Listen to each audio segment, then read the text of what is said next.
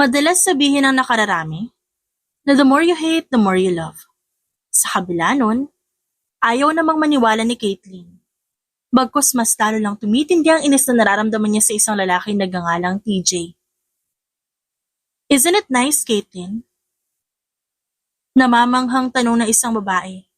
Sabi ko naman sa'yo maganda ang village na to. Mahahalata mong mamahalin ng mga kagamitan. Oh, and besides, maganda rin ang ambience ng paligid. Bahagyang napangiti si Caitlyn. Yeah, you're right, Rhea. Mukhang sulit naman yung pagbili ko sa property na to. Pinagmas ng maigi ng babae ang bahay. Mula sa labas, hindi maitatanggi ang magandang pagkakagawa nito. Dumagdag pa ang kakaibang disenyo nito. Kahit hindi sabihin ni Caitlyn, wala siyang pagsisising nararamdaman sa pagbili niya dito. Para sa babae, ito ang magiging simula ng kanyang bagong buhay. Ang bagong bahay na binili niya, ang magsisilbing patunay ng panibagong yugto ng kanyang buhay na haharapin. Malayo sa poder ng mga magulang, patutunayan niya sa mga ito na kaya niyang mag-isa. Mukhang hindi na talaga magbabago ang isip mo ah. Biglang sambit ni Rhea. Yes. Seryosong sagot ni Caitlyn. Pumasok na muna tayo para mas makita natin yung loob. Halos 10 taon ang magkaibigan sina Caitlyn at Rhea. Simula college, magkasama na sila. Mula sa boarding house, hanggang sa magkaroon ng sariling kumpanya si Caitlyn. Parang magkapatid na ang turingan nila sa isa't isa. Wait, wala sa sariling bulalas ni Rhea. Mabilis na nangunot ang noon ni Caitlyn nang mapatingin sa kanya ang kaibigan. Sinundan niya kung saan nakatitig si Rhea. At agad ng laki ang kanyang mata sa nakita. Totoo ba ito nakikita ko? Hindi makapaniwala ang tanong ni Caitlyn. Hanggang dito ba naman nakasunod pa rin siya? Dagdag na reklamo pa niya. Relax, girl. Malay mo. Destiny niya na talaga to. Nakangising saad ng kaibigan. Tigilan mo nga ako. Inis niyang singhal pero tumawa lang ito. Naningkit ang kanyang mga mata habang titig na titig sa lalaki nasa kabilang bahay. Unti-unti na namang nabalot ng inis si Caitlyn. Hindi niya lubos sa kalain na dito rin nakatira ang lalaking kinaiinisan niya. At ang mas malala pa, kapitbahay niya pa. So anong gagawin mo? Hindi naman pwedeng lumipat ka ng bahay, right? Kabibili mo pa lang nito. Sunod-sunod na naging pagbuntong hininga niya. Ano pa nga ba magagawa ko? Hindi naman niya alam na dito ako nakatira. Kaya hindi naman kami magkakaproblema. Gagawin ko ang lahat para hindi niya malaman. Tumatangu-tangu pang sabi niya.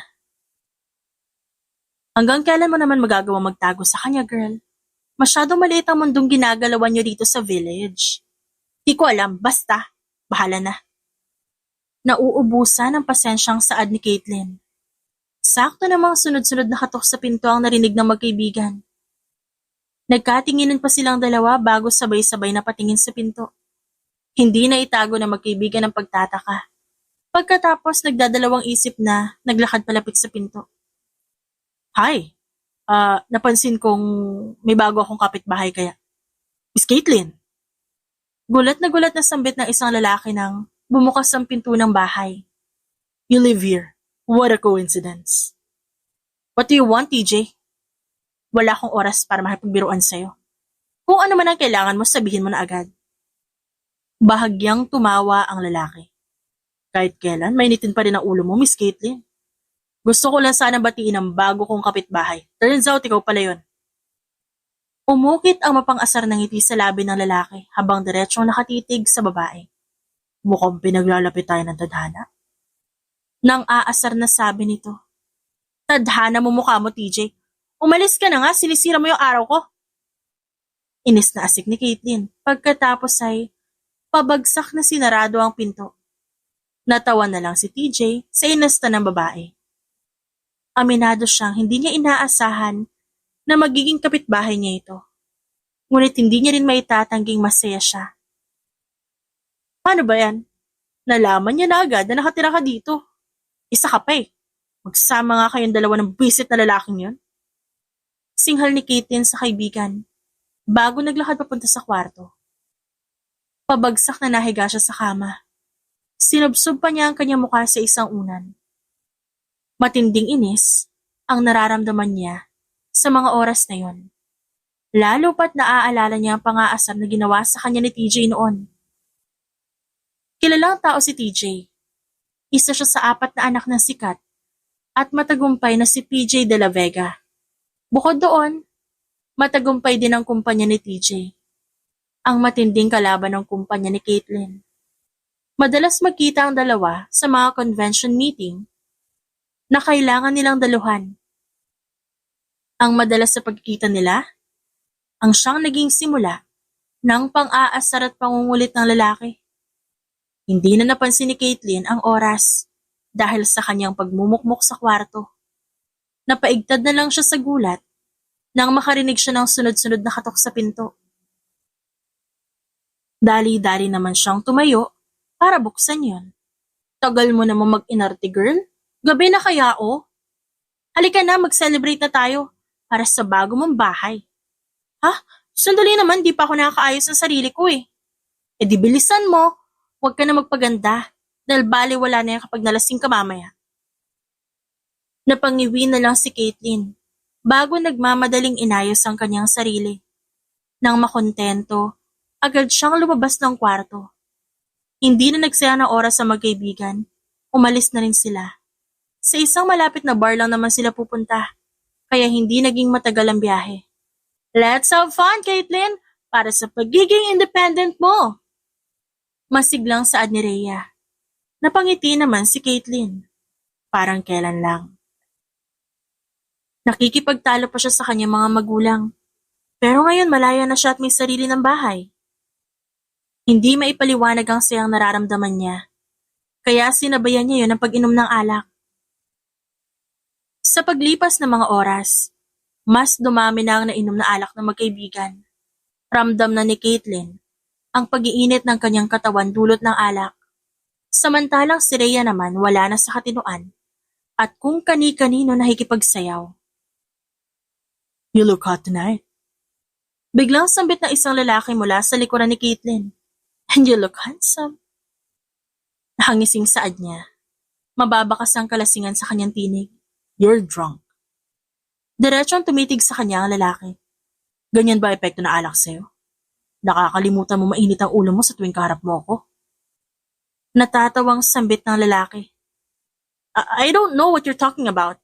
Do I know you? Kunot noon niyang tanong. Pilit niyang inaaninag ang mukha nito. Mas lalong tumawa ang lalaki. I'm TJ. You should go home. Sabi nito bago naglakad palayo sa babae. Pumwesto si TJ sa bakanting table di kalayuan sa pwesto ni Caitlin. Kanina pa niya pinapanood ang magkaibigan at kitang-kita niya ang dami ng alak na naiinom ng mga ito. Halos 2 oras lang ang pinagmamasdan ni TJ sina Caitlin. At kahit siya, naparami na rin ang alak na nainom niya. Bakit bigla ka umalis? Nahihirapang tanong ng babae. Halos gumewang na ito sa paglalakad para lamang makalapit sa pwesto ni TJ. Nakausap pa kita. Nanatiling tahimik si TJ. Pinakikiramdaman ng kanyang sarili. Alam niyang marami nang nainom ang babae at nagsisimula na rin siyang makaramdam ng tama. Kahit hindi niya sabihin, pinagsisisihan niya ang ginawa niyang paglapit kanina kay Caitlin. Ngayon, hindi niya maalis ang tingin sa babae. Para bang takot na takot siya na bigla itong maglaho sa kanyang paningin. I'll bring you home. Wala sa sarili niyang saad. Home? Nag-enjoy pa ako, ba't pauwiin mo na ako? You're not even my boyfriend, why would I listen to you? Mataray na sagot ni Caitlin. Napailing na lang si TJ. At pagkatapos ay tumayo. Agad siyang natigilan nang makaramdam siya ng matinding hilo. Napabuntong hininga na lang siya at kinalma ang sarili. Napansin niya din ang pagkatigil ni Caitlin. You're drunk, okay? Kailangan mo na umuwi. Wala ka nang pakialam doon. Gagawin ko kung anong gusto ko, okay? Suit yourself. Tanging nasabi ng lalaki bago naglakad paalis. Hindi pa man nakakalayo si TJ, narinig niya ang pagtawag sa kanya ni Caitlin. At wala siya ibang nagawa kundi huminto sa paglalakad at lingunin ng babae. Sakto naman na natumba si Caitlin, kaya dali-dali siyang nilapitan ni TJ. See? Lasing ka na kaya umuwi ka na. Inis na sermon ng lalaki. Fine. Nauubusan ng pasensyang saad ni Caitlin. Saglit pang napatitig si TJ dito. Ngayon niya lang nakitang ganito ang babae. Dahil sa tuwing magkukrus ang landas nila, mainit agad ang ulo nito. Napailing na lang si TJ bago tinulungang makatayo si Caitlin. Inalalayan na rin niya ang babae sa paglalakad palabas ng bar. Do you know my house? Of course. Magkapit-bahay tayo, di ba? Really? Nagkakilala na ba tayo? Inikot niya ang mga mata sa labis na inis at sunod-sunod na bumuntong hininga. Lasing ka na, kaya manahimik ka na. Okay. Hindi na rin nagsayang ng oras si TJ at mabilis niyang pinaandar ang kotse. Nakahinga naman ng maluwag ang lalaki dahil nanahimik na si Caitlin. May mga pagkakataon pa na sumusulyap siya sa babae, ngunit agad ding mag-iiwas ng tingin para hindi nito mahuli. Dahil malapit lang ang bar, hindi naging matagal ang biyahe nilang dalawa. Mabilis na bumaba ng kotse si TJ para maalalayan si Caitlin. Inalalayan na rin ng lalaki ang babae sa paglalakad hanggang makalapit sa bahay nito. Why don't you come over for a while? No. Kailangan ko na rin magpahinga. Naparami din ang inom ko. That's the point. Hindi napigilan ni Caitlin ang mapangisi. I insist, come on. Biglang hinila ni Caitlin ang lalaki papasok sa bahay. At bago pa makapag-react si TJ, sinunggaban na siya ng halik ng babae. Bahagya pang nagulat si TJ, pero kalaunan tumugon na rin siya sa halik ni Caitlin. Hindi na napansin ng dalawa kung gaano sila katagal naghalikan. Ngunit habang lumilipas ang oras, mas lalo lamang silang tinatamaan ng kalasingan. At nang gabing iyon, may nangyari nga sa kanilang dalawa. Ang init na dulot ng alak na kanilang nainom ay nanaig sa kanilang katawan. Isang pangyayari na kahit silang dalawa, hindi inaasahan. Yo! Anong ginagawa mo sa bahay ko? Ba't nandito ka? Sunod-sunod na sigaw ni Caitlin nang magising siya kinabukasan. Bakas ang matinding gulat at pagtataka sa kanyang muka. Pagkatapos mabilis niyang tinignan ang katawan sa ilalim ng kumot. Bakit nakabad ako? Anong ginawa mo sa akin, ha? Nanggagaliiting singhal niya. Marahan na naging pagkusot ni TJ sa kanyang mga mata. Ilang beses din siyang kumurap bago bumaling ng tingin sa babaeng nasa tabi niya. You don't remember? Ikaw ang nagpumilit sa akin na pumunta dito at may nangyari sa ating dalawa. Tapos ngayon ikaw pa magagalit na para bang pinagsamantalahan kita? What? No. May nangyari sa ating dalawa? No, it can't be. Hindi pwedeng may mangyari sa ating dalawa. Hindi makapaniwalang bulalas ni Caitlin. Napailing na lang si TJ bago dahan-dahang bumangon sa higaan. Agad niyang pinulot ang damit na nagkalat sa sahig pagkatapos mabilis itong sinuot. Nanatili si Caitlin sa kama. Nakabalot ang kumot sa kanyang buong katawan. Hindi niya pa rin matanggap na may nangyari sa kanilang dalawa ng lalaking pinakakinaiinisan niya. Nang mga sandaling yun, matinding pagsisisi ang nararamdaman ni Caitlin. Ngunit alam niyang wala na siyang magagawa pa para baguhin kung ano nangyari. Umalis ka na sa pamamahay ko bago kita masaktan. Nakangisi na ulit si TJ nang lingunin niya si Caitlin. Are you sure? Parang kagabi lang, ayaw mo kong palisin. Ni ayaw mo nga malayo sa tabi ko eh. Nang aasar na saad niya, umalis ka na sabi! Malakas na sigaw ng babae kaya tumawa lang si TJ. Sakto namang natapos na sa pagsusuot ng damit si TJ, binalingan pa niya ng tingin si Caitlin. Kumindat para muli itong asarin. Pagkatapos sa kadali-daling lumabas ng kwarto, narinig pa niya ang sunod-sunod itong pagsigaw, ngunit hindi niya na yon pinansin. Nakaukit ang kakaibang ngiti sa labi niya nang makalabas ng bahay ng babae. Naglalakad siya ngayon pauwi sa kanyang bahay. Kahit di niya sabihin, wala siyang nararamdamang pagsisisi. Sa kung ano man ang nangyari sa kanilang dalawa ni Caitlin. Pareho silang nasa ilalim ng epekto ng alak at pareho na rin silang hindi nakapigil sa init na kanilang nararamdaman. You're really different, Caitlin. Bulong niya sa sarili nang makapasok ng kanyang bahay. Napasa po siya sa kanyang dibdib dahil ramdam niya ang mabilis na tibok nito. Ngayon ko lang ito naramdaman. Di ko lubos akalain na ikaw pa magpaparamdam sa akin ng ganito. Napagdesisyon na ni TJ na mag-ayos na ng kanyang sarili para makapasok sa kumpanya. Hindi pa rin nawawala ang ngiti niya habang inaalala ang mainit na gabing kanilang pinagsaluhan ng babaeng nagpapatibok sa puso niya. Sa kabilang banda, hindi naman maipinta ang mukha ni Caitlin sa nangyari. Sino ba naman kasi ang matinong babaeng hahayaang makasiping ang lalaking kinaiinisan niya? Gusto na lang niyang iuntog ang ulo sa pader. Umaasang makakalimutan niya ang masalimuot na pangyayaring yon. Friend, ba't di ka lumalabas sa kwarto mo? Kanina pa kita hinihintay, may bala ka pa bang pumasok sa kumpanya mo? Ha? Tanong ni Rhea. Nabalik siya sa ulirat at ngayon niya lang naalala na kanina pa pala naghihintay ang kaibigan niya sa kanya. Kahit labag sa loob, nagmadali siya sa pag-aayos ng sarili. Pinilit na lang din niya na baliwalain. Naisipin ang tungkol kay TJ. I'm sorry. Ani yan na makalabas ng kwarto. Ayos ka lang ba? At parang hindi ka mapakali. Nag-uusisang tanong ni Rhea. Pinagmasdan pa niya ang kaibigan mula ulo hanggang paa. At natigil ang tingin sa leeg nito. Kismark pa yan? Chikiningni? Hindi makapaniwalang bulalas nito. Nanlaki ang mga mata ni Caitlin dahil sa sinabi ng kaibigan. Ha? Anong sinasabi mo? Ayan no, hindi ako maaaring magkamali. Alam ko ang itsura ng chikinini friend, no? Mabilis sinakpan ni Caitlin ang leeg.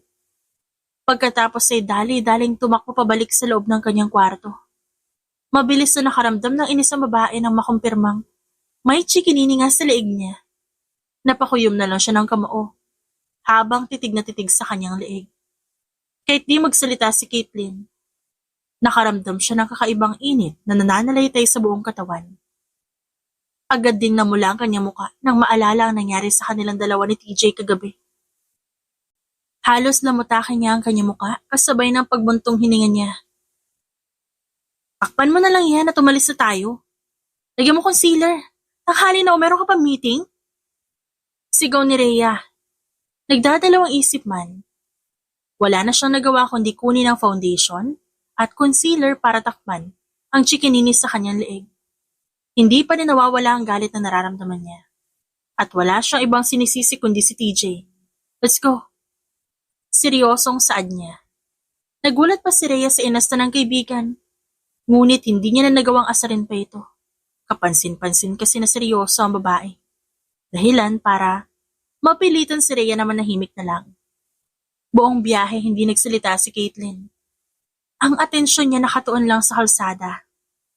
Halos malukot ang kanyang noo sa pagsasalubong ng kanyang kilay at maya-maya rin ang kanyang pagbuntong hininga.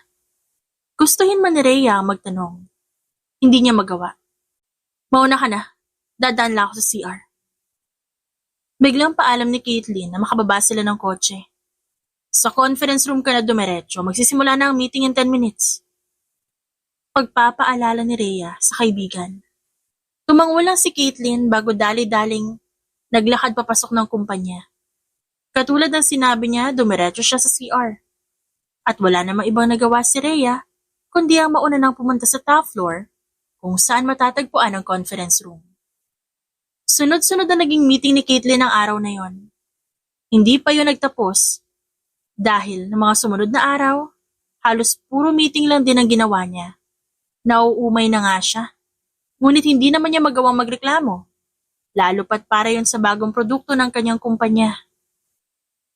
Are you okay? Bahagyang tumango si Caitlin. Oo, ayos lang ako. Pagod lang siguro. Nangunot ang noon ni Rhea at mas lalong pinagmasdan ng kaibigan. Sa mga nakalipas na araw, Halos ilang linggo na rin na nakakalipas, madalas niya napapansin ang pagkahilo nito. May mga pagkakataon pang nauhuli niya nagsusuka sa CR ang babae. Ngunit mas pinili niyang manahimik. Labis man ang pag-aalala ni Rhea para sa kanyang kaibigan. Napagdesisyonan niyang hayaan itong kusang magsabi kung meron mang problema. Are you sure? Parang mag-iilang linggo na yan na. Gusto mo na ba magpatingin sa doktor? Nagpatingin na ako na nakaraan. Huwag ka mag-alala, ayos lang talaga ako. Magsasalita pa sana si Rhea. Ngunit napansin niya ang paglapit ng isang lalaki. Huminto ito sa likod ni Caitlin at may nakaukit na kakaibang ngisi sa labi. So, we meet again. Nang aasar nitong sabi. Agad natigilan si Caitlin at para siyang naistatwa sa kinatatayuan. Matapos marinig ang boses na yon. Ilang segundo pa ang lumipas bago siya nakabawi at lumingon dito. Mr. TJ, hindi ito ang tamang oras para asarin siya. Masama kasi yung pakiramdam niya eh. Ani Rhea.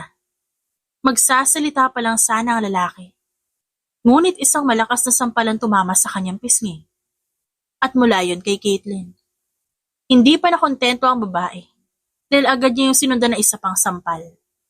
Napamaang na lang si TJ sa gulat at na makabawi ay naglakad pa palayo na si Caitlin. What was that for? Wala pa nga akong ginagawa pero sumabog na agad siya sa galit. Nagtataka niyang sambit. Pinanood na lang ni TJ ang paglayo ng magkaibigan. Mabuti na lang at walang ibang tao sa hallway, kaya walang ibang nakakita sa nangyari. Hindi pa rin maisip ni TJ kung para saan ang pagsampal sa kanya ng babae. Hanggang makauwi siya sa bahay, yun ang nasa isip niya. Ilang oras na nakakalipas at palalim na ng palalim ang gabi. Ngunit hindi pa rin makatulog ang lalaki. Binabagabag pa rin siya ng ginawa ni Caitlin kanina. At kahit anong pag-iisip niya, wala siyang maalalang may nagawa siyang mali dito. Ang pagmumuni-muni ni TJ, natigil na makarinig siya ng sunod-sunod na katok mula sa pinto.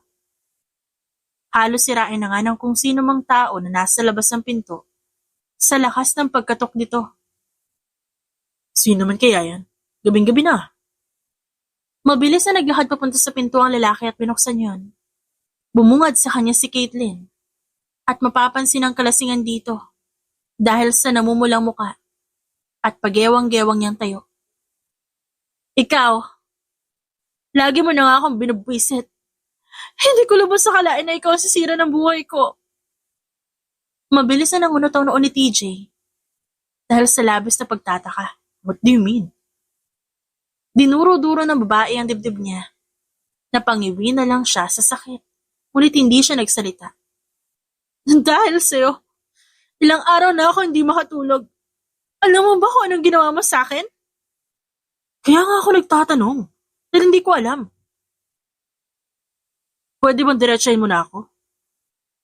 Hindi napigilan ni Caitlin ang kanyang pagtawa. Para siyang nahihibang habang nakatayo sa harapan ng lalaki. Wala kang karapatang mainis dito. Ako may karapatang makaramdam yan. Siguro kulang pa yung pagkakasampal ko sa'yo kanina. Mariin ang naging pag-iling ni TJ. Lasing ka na. Kaya mas makabubuti kung umuwi ka na. Gabing-gabi na kung ano na naman yung ginagagalit mo. Bukas mo na ibunto niyan sa akin. Sinubukan pang hawakan ni TJ ang balikat ni Caitlin. Ngunit mabilis itong lumayo. Wag na wag mo akong hahawakan. Sigaw nito. Maya-maya lang umagos na ang luha sa pisngi ng babae. May sinasabi ito, pero hindi matuloy dahil sa pag-iyak. Nakagat ni TJ ang ibabang labi. Dahil nabalot siya ng awa. Ngayon niya lang nakitang ganito ang babae. At parang nadudurog ang puso niya. Shh, tell me what's wrong. I'll do my best to fix it. Nagsusumamang bulong niya. Pinuntis mo ako. Nang dahil sa isang gabi nangyari sa atin. Nabuntis mo ako. Hindi na itago ni TJ ang pagkagulat dahil sa kanyang nalaman. Napatitig pa siya sa babaeng nasa kanyang harapan. Ngunit patuloy pa rin ang pagluha ni Caitlin. Nang mapagtanto niya na seryoso ang babae, doon lang siya natauhan. You're what? Wala sa sariling bulala si TJ. Buntis ako, TJ. Buntis ako at ikaw ang ama. Ano nang gagawin ko ngayon? Yung idea pala na may nangyari sa ating dalawa, pinagsisisihan ko na. Tapos ngayon nabuntis mo pa ako. Mas lalo siyang namula dahil sa matinding galit na nararamdaman. Unti-unti na rin siyang tumigil sa pag-iyak. Hindi ko lubos akalain na aabot sa ganito yung lahat. Ginawa ko naman 'di ba lahat para iwasan ka? Pero sadyang lumalapit ka na lumalapit sa akin. Bakit?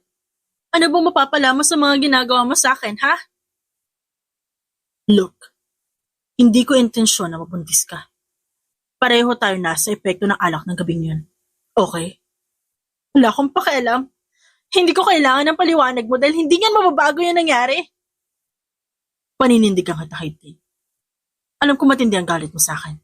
Pero handa akong tanggapin lahat yun. Basta hindi ako malayo sa magiging anak natin. Sunod-sunod na naging pagkurap ni Caitlin. Para bang hindi niya inaasahan ang sasabihin ng lalaki. Sa tingin mo ba ganun yun kadali? Ha? Alam kong hindi magiging madali ang lahat. Pero alam ko rin na gusto ko manatili sa tabi mo at sa tabi ng magiging anak natin. Ayaw ko silang isilang mo sa mundong ito na walang kinikilalang ama. Huwag mo naman sana ipagkait yun. Saglit na natahimik ang babae. Pagkatapos ay sunod-sunod na napabuntong hininga. Nag-iisipan ko. Wala ako sa katinoan ngayon para makapag-isip ng matino. Mauna na ako. Hindi na hinintay ni Caitlin na makasagot si TJ. Sa kabila ng kalasingan, hindi maitatanggi ng babae na nagulat siya sa sinabi ng lalaki. Ang buong akala kasi niya tatakbuhan o babaliwalain siya nito. Ngunit hindi ganon ang nangyari. Halos kabaliktaran ang nangyari sa iniisip niya. Halos takbuhin niya na ang pagpunta sa kwarto. Pagkatapos ay pabagsak siyang nahiga sa kama. Nang mga sandaling yon, nagsisisi siya na uminom siya. Buntis siya. Dapat hindi niya ginawa yon. Mabilis ang tibok ng kanyang dibdib. At kahit siya hindi maintindihan kung bakit niya nararamdaman yon. Relax, Caitlin. Relax. Pang-aalo niya sa kanyang sarili. Nagpagulong-gulong pa siya sa kama. Para ikalma lang ang kanyang puso, ngunit nabigo siya. Lumipas ang ilang oras na nakatulala siya sa kisame hanggang sa tuluyan na siyang lamunin ng antok at makatulog. Mabilis lumipas ang mga araw. Kahit magkalapit ang bahay nila TJ at Caitlin, hindi sila nagkita. Binalak pa ng lalaki na muling makausap si Caitlin, ngunit nabigo siya. Ang balita tungkol sa pagbubuntis ng babae, araw-araw bumabagabag kay TJ. At para na siyang mababaliw, kakaisip sa bagay na yon. Dude! Gulat na bulala si DJ na makita ang kanyang kapatid. What the hell are you doing here? Sunod-sunod ang naging pagbuntong hininga ni TJ. Para bang isang malaking problema ang daladala niya. Agad yung napansin ng kapatid. At kahit nagdadalawang isip, pinapasok siya nito sa bahay. Ilang minuto pang nanatiling tahimik si TJ. Wala namang ibang nagawa si DJ kundi pagmasdan ng kapatid at hintayin to magsalita. Hindi ka man lang nagpasabi na bibisita ka. May problema ba? Si DJ na ang bumasag sa katahimikan. Mariin na naging pagpikit ni TJ. At nang magmulat siya ng kanyang mga mata, natuon ang kanyang tingin sa kapatid. I got a girl pregnant. Hindi na itago ni DJ ang kanyang pagkagulat. Napamaang pa siya habang titig na titig sa kanyang kapatid. Wait, what? Paano? Kailan pa? Ba't saan ka nagpunta? Hindi makapaniwala ang bulalas niya. Napasabunot sa sariling buhok si TJ. Pagkatapos nagpakawala ng sunod-sunod at malalim na buntong hininga. I don't know what to do. Matagal ko na siyang gusto pero mainit ang dugo niya sa akin lagi. Masyado mabilis ang mga pangyayari. Nakita ko siya sa bar isang araw. Hinatid ko siya sa bahay niya nang malasing siya. At may nangyari sa amin ng gabing yun. The next thing I know is She's mad. At me, even more, because I got her pregnant. Mas lalo niya akong kinamumuhian. At ngayon ayaw niya ako makausap. Dude, I don't know what to say. Mababa ka sa matinding awas sa mukha ni DJ. Habang pinagmamasdan ng kapatid, it's okay. Gusto ko lang mailabas ang nasa isip ko. Sinabi ko rin sa kanya na handa akong panindigan yung pagbubuntis niya. Pero parang ayaw niya maniwala. Wala naman akong balak na takbuhan siya eh. Lalo pat gustong gusto ko talaga siya. Malumanay na sabi ni TJ. Bahagyang tinapik ni DJ ang balikat ng kapatid. Do the right thing, dude. Alam mo na kung ano dapat mong gawin. Sunod-sunod na naging pagtango ni TJ. Gusto ko lang siya makausap ng masinsinan. I want to tell her everything. How much I want and love her. Pero sadyang kinamumuhian niya ata ako dahil ayaw niya magpakita sa akin. Just give her some time. Sigurado ako masyado siya nagulat sa nangyari. Katulad ng sinabi mo, mainit ang dugo niya sa'yo. Sigurado akong hindi niya lang matanggap at di niya lang inaasahan na mangyayari to. Walang ibang nagawa si TJ kundi mapabuntong hininga. Sang-ayon naman siya sa sinabi ng kapatid. Sadyang hindi lang siya mapakali sa bawat araw na lumilipas at hindi niya nakakausap si Caitlyn.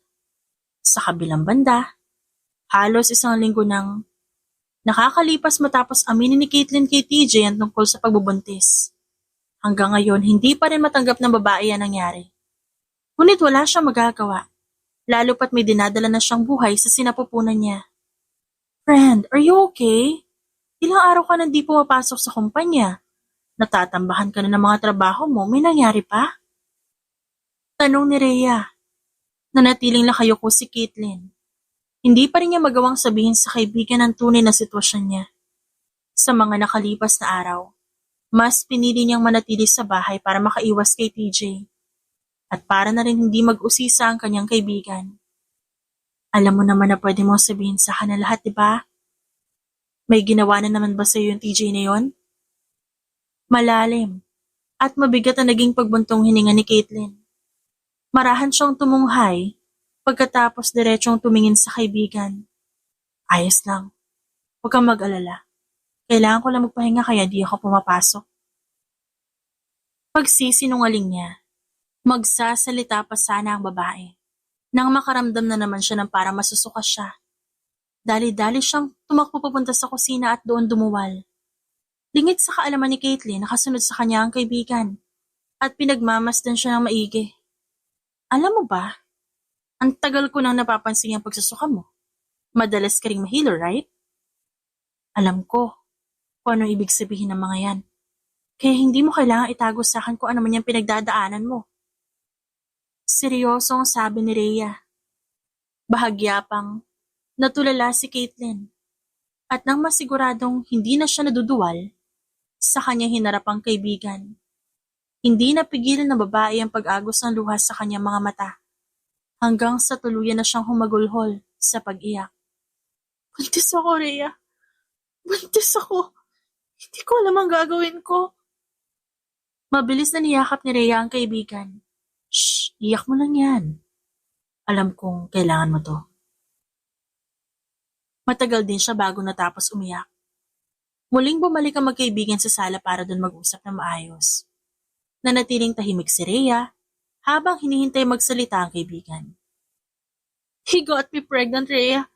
That idiot got me pregnant.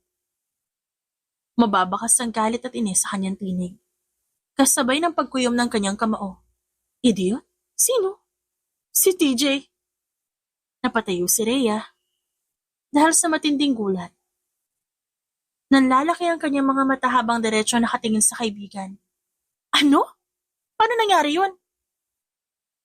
Halos namutakin ni Caitlyn na mukha. May nangyari sa amin nung gabing magpunta tayo sa bar para mag-celebrate. I was so wasted but I remember everything. Ako nag-first move. Pinilit ko siyang pumasok sa bahay. It was all consensual. And that is what I regret the most.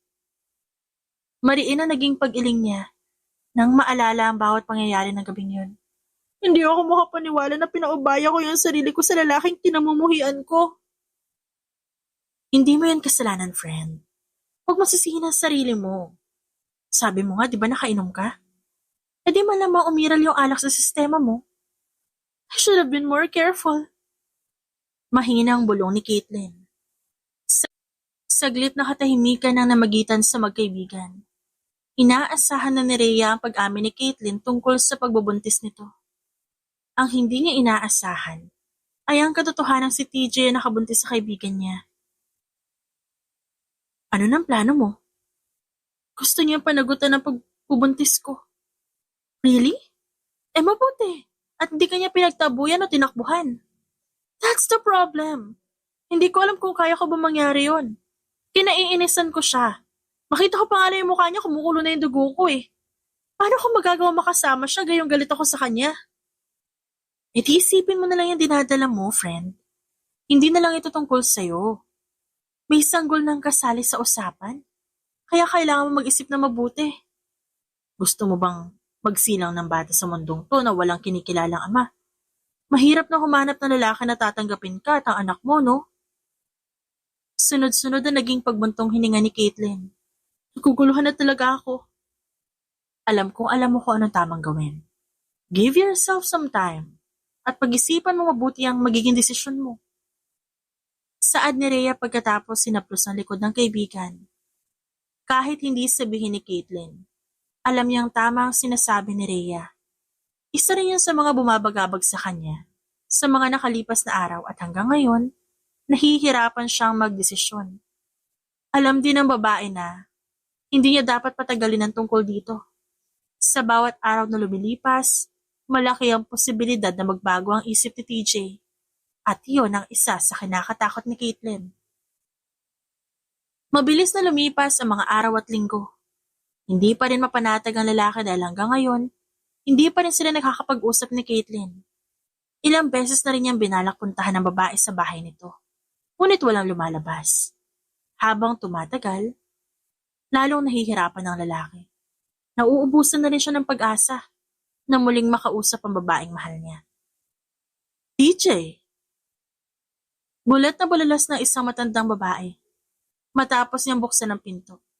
Nanlaki ang mga mata niya dahil hindi niya inaasahan ang biglaang pagdating ng lalaki. Anong ginagawa mo dito? Nagpakawala ng mahaba at malalim na buntong hininga si TJ. Kailangan ko pa makausap ang mga magulang ko, Manang Lori. Mas lalo nagkasalubong ang kilay ng matanda. Halika't pumasok sa loob. Saglit lang at tatawagin ko sila. Matutuwa sila sa pagbisita mo. Sana nga po. Makahulog ang bulong ni TJ. Sunod-sunod siyang napabuntong hininga. At ng mga sandaling yun, nilalaman siya ng takot at kaba. Ilang minuto ang lumipas bago muling nakabalik si Manang Lori. Kasunod niya na ang mag-asawang sina Sunshine at PJ, na mabilis na gulat na makita ang isa sa kanilang mga anak. PJ, what brought you here? Naguguluhang tanong ni PJ sa anak. Namiss ka namin, anak. At kayo ka lang bumisita. Saad naman ni Sunshine. Nakagat ni TJ ang pang-ibabang labi, bago marahang bumaling ng tingin sa kanyang mga magulang. Napansin na agad ng mag-asawa na parang nag-aalin lang ang sumagot ang kanilang anak. Kaya naman nalaman na agad nila na hindi magandang balita ang sasabihin nito. Spill it, son. Seryosong utos si PJ. Naupo si Sunshine sa tabi ng lalaki. You can tell us anything, anak. Huwag kang mag-alala, tutulungan ka namin sa abot ng aming makakaya. Malambing na saad nito. Kahit papano, unti-unting nababawasan ang kaba at takot na nararamdaman ni TJ. The thing is, sunod-sunod ang naging pagbuntong hininga niya. I got the girl pregnant. Diretsong pag-amin niya. Mabilis siyang napatungo sa labis na kahihiyan at hinihintay ang sermon ng mga magulang. Oh my gosh! Tanging nasabi ni Sunshine pagkatapos ay napatakip sa kanyang bibig. Mariin na naging pag-iling ni PJ. Ngunit nanatili siyang tahimik. Taimtim niyang pinagmasdan ng kanyang anak. Sinusuring maigi ang postura nito. Continue. Seryosong saad niya. Nang mga sandaling yon, natuon ang tingin ni TJ sa kanyang ama. I like her, Dad. I like her very much. Gusto kong panagutan na magiging anak namin. Pero ayaw niya akong kausapin ulit. I've tried so many times to reach out. Pero sadyang iniiwasan niya ako at ayaw niya ako makita. My poor son. Kailan pa ito nangyari? Kailan mo pa nalaman?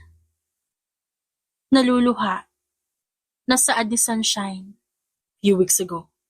Magkapit-bahay lang kami. Pero hindi ko man lang siya magawang kausapin. Kahit buong araw ako maghintay sa labas ng bahay niya, hindi niya ako nilalabas. Unti-unti nang gumagaral-gal ang boses niya. Don't give up, son. Ipakita mo sa kanya na willing ka talagang panagutan na magiging anak niyo. Alam kong alam mo kung anong tamang gawin. Bahagyang tumango si TJ. Nagsimula na rin siya magkwento kung paano niya nakilala si Caitlin at kung ano mga nangyari sa pagitan nilang dalawa hanggang sa malaman niyang buntis na ang babae. Tahimik lang mag-asawa habang nakikinig sa kwento ng kanilang anak. Nang araw na yon, muling nagkaroon ng lakas ng loob si TJ para magpatuloy sa pangungulit kay Caitlin. Dahil na rin sa payo ng kanyang mga magulang. At sa pagkakataong ito, mas buo na ang loob ng lalaki para harapin ang babaeng pinakamamahal niya. At desidido na rin siyang huwag tumigil hanggat hindi sila nagkakasundo ni Caitlin. Natagpuan ni TJ ang kanyang sarili sa harap ng bahay ni Caitlin. Ilang beses siyang kumatok sa pinto at pinindot ang doorbell. Ang buong akala ng lalaki, hindi na siya sisiputin ni Caitlin ngunit nagkamali siya. Nanlaki ang kanyang mga mata nang biglang bumukas ang pinto ng bahay at bumungad sa kanya ang seryosong mukha ng babae na matagal niya nang nais makita. Caitlin. Wala sa sariling bulalas ni TJ. Let's talk. Nanatiling seryoso ang mukha ni Caitlin, pero diretso nakatitig sa lalaki. Come in. At hindi na itago ni TJ ang kanyang gulat. Ngunit, hindi na rin siya nagsaya ng pagkakataon. Agad siyang pumasok sa loob ng bahay at sumunod kay Caitlin hanggang makaupo sila ng sofa. Tatanungin kita ulit for the last time. I want you to be honest. Kalmado ang tinig ng babae. Gusto mo pa rin bang panagutan ng dinadala ko? Husa na lang napatango si TJ. Yes, of course. Ilang beses ko nang binalak na makausap ka. At di pa rin nagbabago ang gusto kong mangyari. Gusto kong panagutan na magiging anak natin, pati ikaw. Napatungo si Caitlin. Pagkatapos napahagat sa kanya pang ibabang labi. Mariin siyang napapikit habang inaalala ang mga nakalipas na araw. Matinding pag-iisip ang ginawa niya bago siya humantong sa desisyong to. Nagmulat na mga mata si Caitlin at tumunghay kay TJ. Fine. Napamaang ang lalaki. What do you mean fine? Pumapayag na ako sa gusto mong mangyari. Ilang araw ko na ito pinag-iisipan at napatunayan kong desidido ka rin sa gusto mong mangyari. Ayaw ko rin namang isilang ang magiging anak natin nang hindi niya kasama ang kanyang ama. Hindi napigilan ni TJ ang kanyang pagngiti. Makikita sa kanyang mga mata ang labis na tuwa na kanyang nararamdaman ng mga sandaling yun. Then, let's get married. Agad niyang saad. Mabilis na palingon si Caitlin sa lalaki. Ha? Gulat na sambit nito. Bakit? May mali ba sa nasabi ko? Hindi ba't kailangan natin magpakasal? Tama ba? I told you, gusto kong panagutan na magiging anak natin, pati na rin ikaw. Ramdam ni Caitlin ang biglaang pagbilis ng tibok ng puso niya, habang nakatitig sa lalaki. Kahit siya, hindi maintindihan ang kanyang nararamdaman. At alam niyang namumula siya, dahil nagiinit ang kanyang pisngi. Yeah, right. Ihahanda ako na lahat para sa magiging kasal natin. I want you to come with me and prepare for this. No, okay na ako sa civil wedding. Bahagyang natigilan si TJ. Ang ngiti sa kanyang labi ay unti-unting naglaho. Nang makita niya kung gaano kaseryoso si Caitlin. Okay, kung yan ang gusto mo. Saglit pa sila nag-usap dalawa. Nang tuluyang magkasundo sa mga gagawin, nagpaalam na rin agad si TJ para umuwi. Kahit hindi sabihin ng lalaki, masaya siya. Hindi man niya inaasahan ang biglang pagpayag ni Caitlin, nagpapasalamat siya para doon. Sa kabilang banda, ang pagdadalawang isip ni Caitlin na palitan ng kapanatagan. Hindi siya nakakaramdam ng pagsisisi sa naging desisyon niya at naniniwala siyang magiging maayos ang lahat. Ngayon pa lang nakakasiguro siya na magiging matibay ang pamilya nila ni TJ. At ang isipin na yon na naging dahilan para makatulog siya ng maayos tuwing gabi. Katulad ng hiling ni Caitlin, civil wedding lang ang naging kasal nilang dalawa. Tanging ang mga magulang ng lalaki at nag-iisang kaibigan ng babae ang naroon para dumalo. Mabilis ding lumipas ang mga araw at unti-unti na rin lumalaki ang tiyan ni Caitlin. You seem happy? Nakangising sambit ni Rhea. Amay? Maang-maanga na saad ni Caitlin. Yes, you are? Mukhang wala kang pinagsisisihan sa mga desisyon mo ah. Natahimik si Caitlin. Matapos niyang maikasal kay TJ, mabilis ang naging paglipas ng mga araw. Kahit hindi niya sabihin, kampante siya ngayon at masaya. Walang bahid ng pagsisisi sa kanyang puso. Lalo na nang mapatunayan niya kung gaano kabuting tao si TJ. Napatungo si Caitlin sa tiyan niya. Pagkatapos, marahan tong hinaplos. Para sa magiging anak namin. Naningkit naman ang mga mata ni Rhea. Sigurado ka bang para sa magiging baby niyo lang? Kitang-kita ko sa mga mata mo na masaya ka. Bukod pa sa ina-expect mo na gagawin niya sa baby niyo, malamang may ibang bagay pa na dahilan kaya ka masaya. Umukit ang mapang-asar ng ngisi sa labi ng kaibigan niya. Napangiwi si Caitlin sa sinabi nito. Huwag mo nga ako umpisahan. Hindi napigilan ni Rhea ang pagtawa. Kahit kailan Caitlin, hindi nagsisinungaling ang mga mata. Umirap lang si Caitlin sa kaibigan. Ngunit mas lalo lang itong tumawa. Napaisip naman siya at pinakiramdaman ang sarili. Hindi niya may tatangging nawala ang inis na kay TJ. Isang bagay na hindi niya inaasahang mangyari. Kung noon, parang hirap na makita niya ang lalaki, ngayon naman parang wala na lang sa kanya ang presensya nito. Alam na ba ng mga magulang mo? Biglang tanong ni Rhea. Mabagal ang naging pag-iling ni Caitlin. Hindi pa. Hindi ko pa rin alam kung magkakaroon pa ako ng lakas ng loob na sabihin sa kanila. You must tell them, Caitlin. They are your parents. Giit ni Rhea. Alam ko naman yun. Pero alam ko rin na hindi nila magugustuhan ang tungkol sa pagbubuntis ko. Alam mo naman kung gaano sila kastrikto, di ba? Kahit pa. Hindi mo ba naisip na malalaman din nila ang totoo? At kapag dumating ang araw na yon, baka mas lalo sila magalit sa'yo. Sunod-sunod ang pagbuntong hininga ni Caitlin. For now, hindi ko pa kayang sabihin sa kanila. Muli siyang napatitig sa kanyang tiyan. Kailangan ko muna ng tamang panahon. Para sabihin to. Sa ngayon mag-iipon muna ako ng lakas ng loob. Sana lang, friend, hindi pa huli ang lahat bago ka makaipon ng lakas ng loob.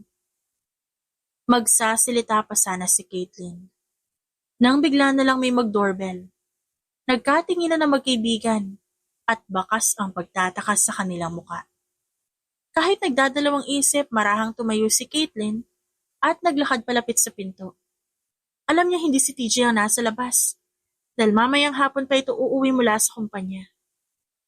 Mas lalong nabalot ang pagtataka ang babae na unti-unti siyang lumapit sa pinto.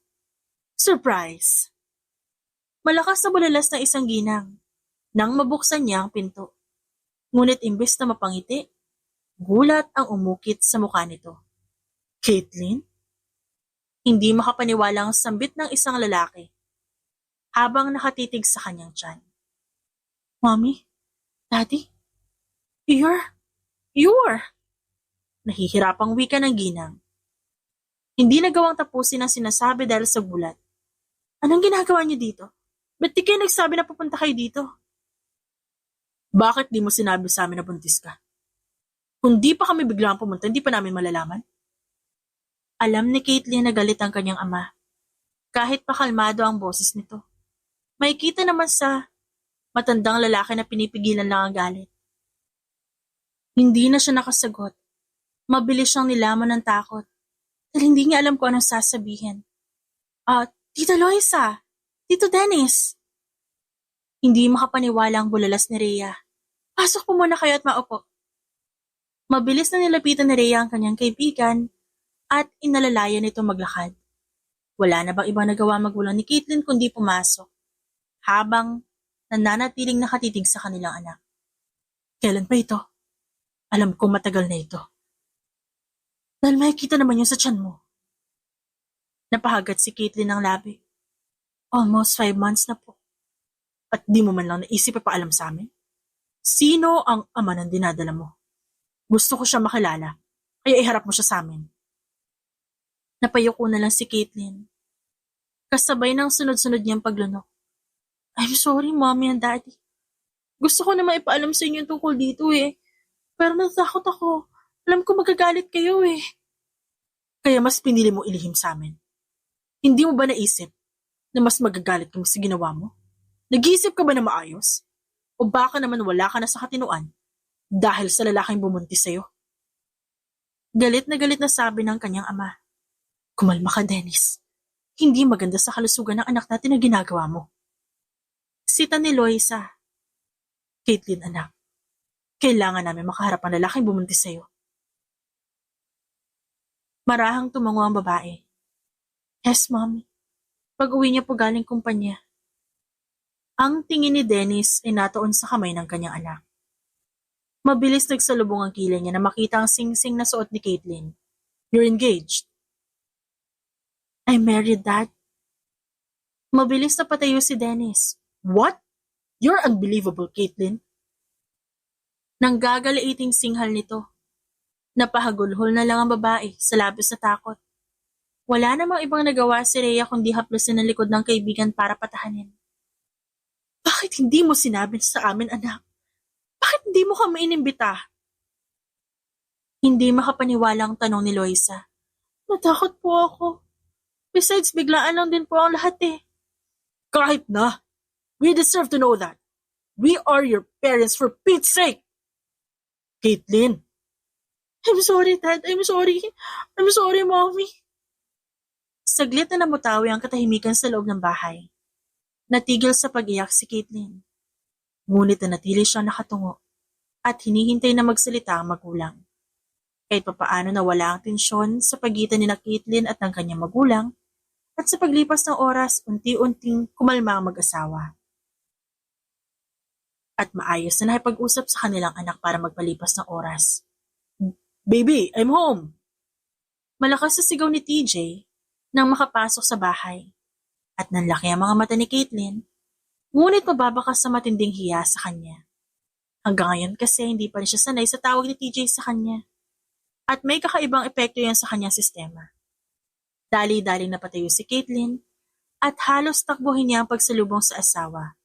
Baby, what's wrong? Are you okay? At parang nagmamadali ka. Baka mapano ka niyan. Mariin ang naging pag-iling ni Caitlin. Pagkatapos sunod-sunod na huminga ng malalim. They're here. My parents are here. Hindi na itago ni TJ ang kanyang pagkagulat. Napalanok siya. Nang bigla siyang makaramdam ng takot at kaba. Nabanggit na sa kanya na ni Caitlin ang tungkol dito. At alam ni TJ na wala pang alam ang magulang ng babae sa nangyari. Kahit kinakabahan, walang ibang nagawa si TJ kundi magpatuloy sa pagpasok sa loob. Pinaghahandaan niya na ang pagdating ng araw na ito. At hindi niya lang inasahan na magiging mabilis ang pagdating nito. So, ikaw na pala ang lalaking bumuntis sa anak ko. Nanlilisik ang tingin nito sa kanya. Dennis, language. Singhal ni Loisa sa asawa. Mag-usap tayo na maayos kaya hindi mo kailangan pairalin yung galit mo. Walang ibang nagawa si Dennis, kundi ang mapabuntong hininga. Napaupo si TJ at Caitlin sa sofa. We're taking our daughter.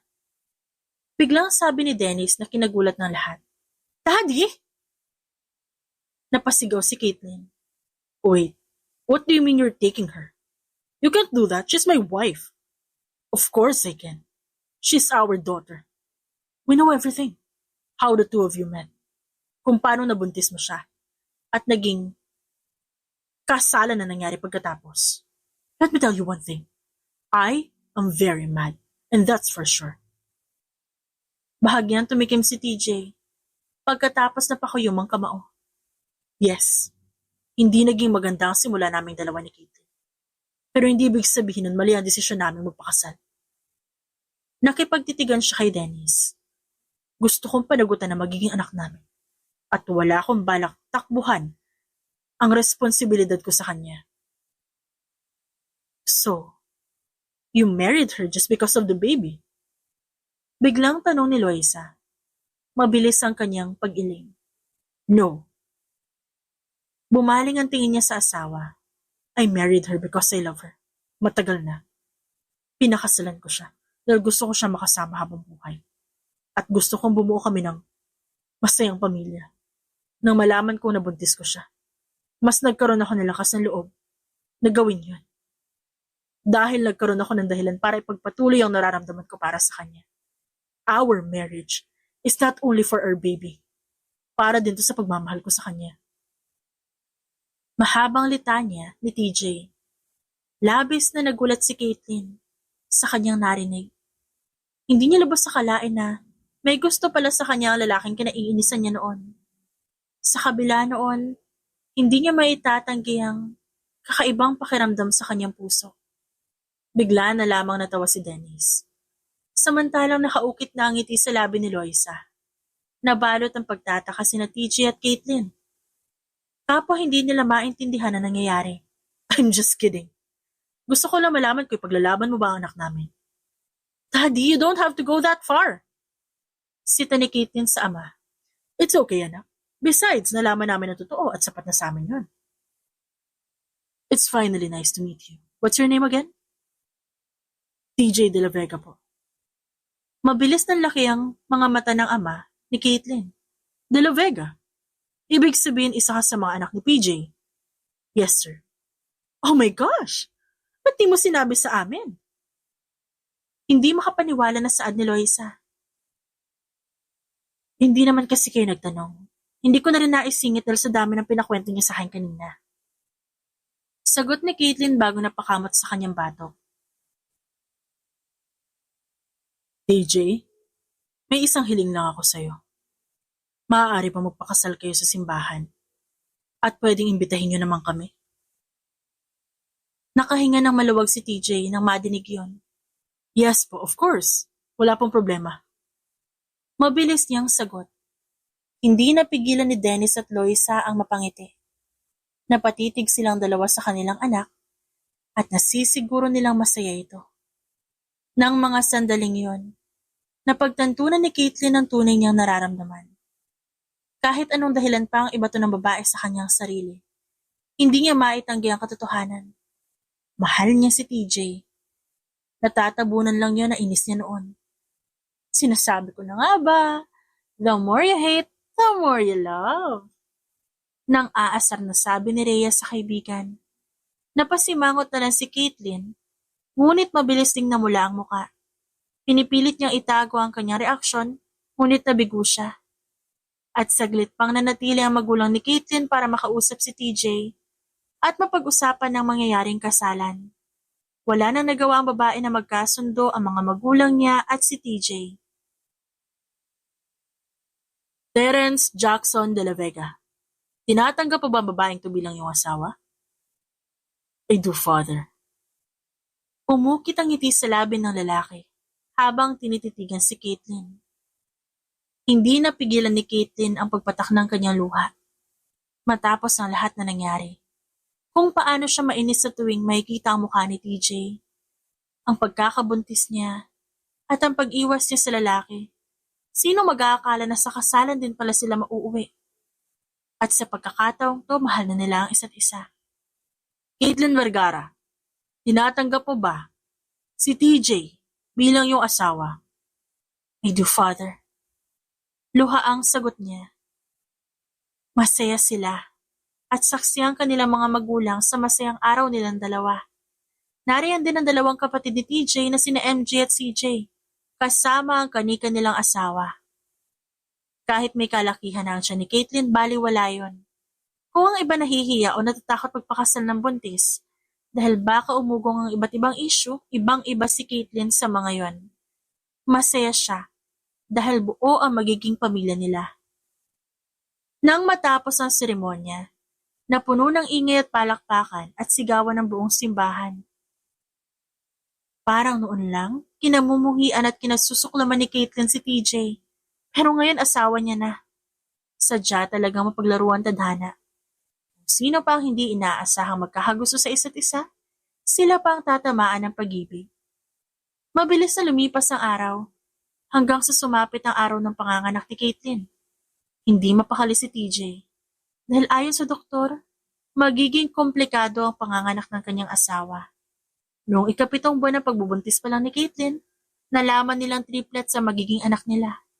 Kaya naman, nabalaan na siya ng doktor sa magiging cesarean operation para kay Caitlyn.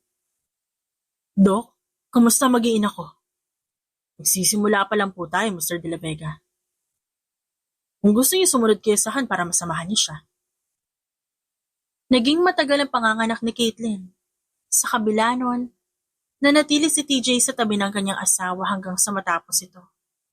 Nangingilid na ang luha ni TJ habang pinagmamasdan ang kanilang mga anak na nililinisan ng mga nurse. Maya-maya lang lumipat na ng kwarto sina Caitlyn at hinihintay na lang nila nadalhin ng mga nurse ang kanilang mga anak. Are you okay? Tipid na tumango naman si Caitlyn. Pagod lang. Pero ayos lang ako. May naisip ka na bang pangalan sa kanila? Gusto mo bang malaman? O sige. Catherine, para sa babaeng anak natin. Terence at Jackson naman para sa 2 anak nating lalaki. I love those. Bagay na bagay sa kanila yung mga pangalan nila. I love you. Matamis na sambit ni TJ sa asawa. I love you more, mister. Bigla namang dumating ang mga nurse at pumasok sa kwarto, dala ang kanilang mga anak. Nagkatinginan pa sila bago nabaling ang tingin sa mga bata. Kahit hindi sila nagsasalita, alam nilang punong-puno ng kapayapaan ang kanilang puso. At habang pinagmamasa ni Caitlyn ang mga sanggol, may isang bagay siyang napagtanto. Kung ano man ang naging simula nilang dalawa ni TJ noon, malaki ang naitulong noon para maging matibay at matatag ang kanilang pagsasama bilang mag-asawa ngayon. Sa kabilang banda, hindi naman nagsisisi si TJ kung ano man ang nangyari sa pagitan nila ni Caitlyn. Nagpapasalamat pa siya dahil hindi siya basta-basta sumuko. Ang pag-iibigan nila ay isang patunay na hindi lahat ng pag-iibigan nagsisimula sa maganda at masaya. May mga pag-iibigang pangit o magulo sa simula, pero masaya naman ang kinalabasan. Ibig sabihin lang nun sadyang mapaglaro ang pag-ibig at walang nakakaalam kung paano ito maglaro sa puso ng bawat tao. Kailangan lang maniwala at manalig at kusa na itong dadaloy sa kung anuman ang nakatadhana. The end.